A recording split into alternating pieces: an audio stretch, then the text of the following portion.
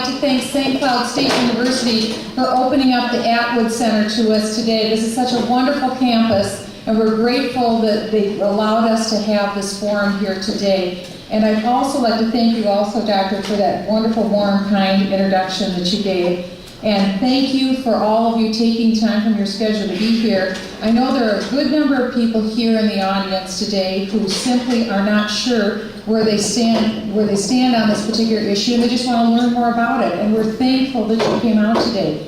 I also recognize there are people here today who decide where they do stand on this issue and feel very strongly on both sides of it. And I thank people on all sides of this issue for coming out here today.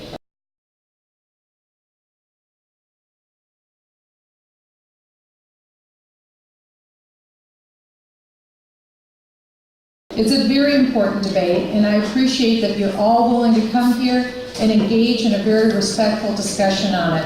From the research that I have done, I believe that cap and trade is an energy tax that has the potential for crippling our manufacturing sector and our economy. I think that it has the potential for harming families, small businesses, family farms, and individuals alike.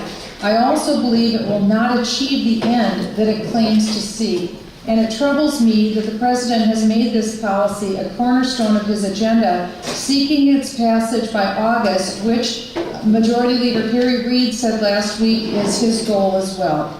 The members of the Congress are so intent on pushing this energy tax through that they said they're willing to resort to an obscure parliamentary maneuver that would completely abrogate the rights of the minority in Congress by avoiding the 60-vote threshold to get it through.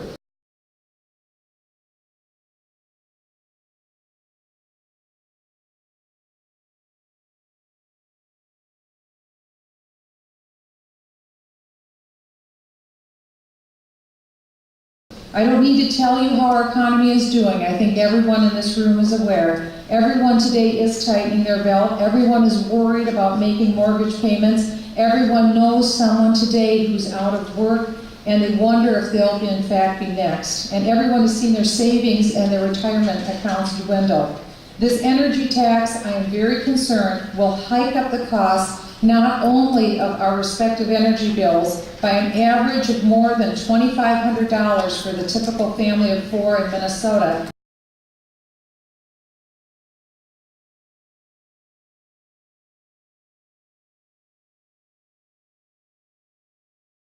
according to one study, but of everything that we buy, there isn't anything produced that energy in some way doesn't impact.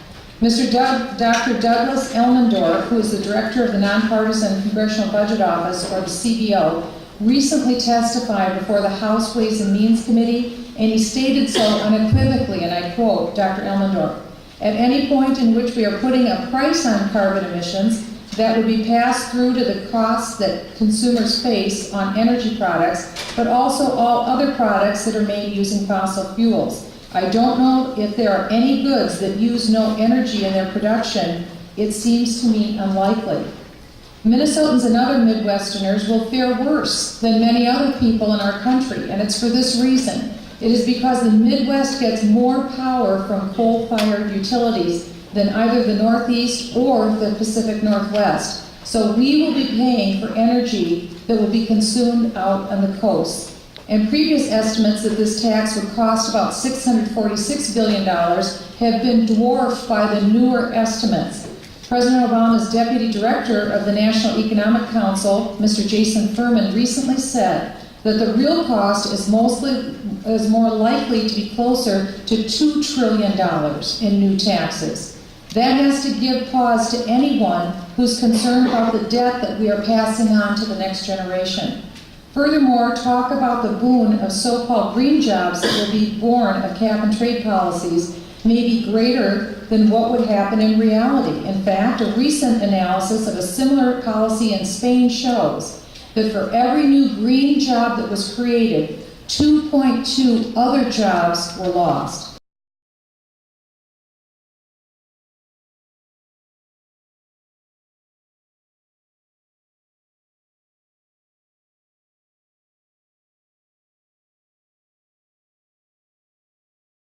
A study done last year by Heritage Foundation Center for Data Analysis said Minnesota leads the nation in per capita job loss on cap and trade. And it would be our already depressed manufacturing sector that would take the hardest hit. Other countries that would not have a cap and trade regime imposed upon them, like China and India, who said they will not participate in cap and trade, would become an even more attractive location for manufacturing jobs to leave the United States and move to those countries.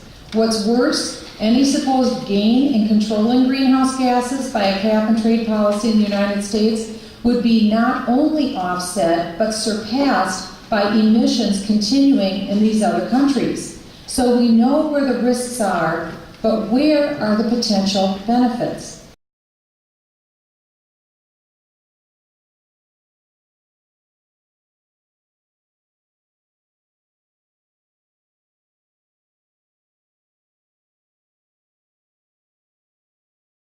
And again, President Obama and his allies in Congress want to get this pushed through before the end of summer. We need to have the facts, and we need to really think about these policies first before they're imposed upon us. And that's why I invited Mr. Chris Horner to come to St. Cloud today to speak with us. I heard personally Mr. Horner give a speech that will be very similar to this presentation that he will present today while I was in Washington, D.C. just last month. In fact, I was so impressed that I don't think he even finished the speech. I grabbed onto his sleeve on his coat and I said, would you please come back to St. Cloud? I want to make sure that the people in our district are the most educated people in the United States on this issue.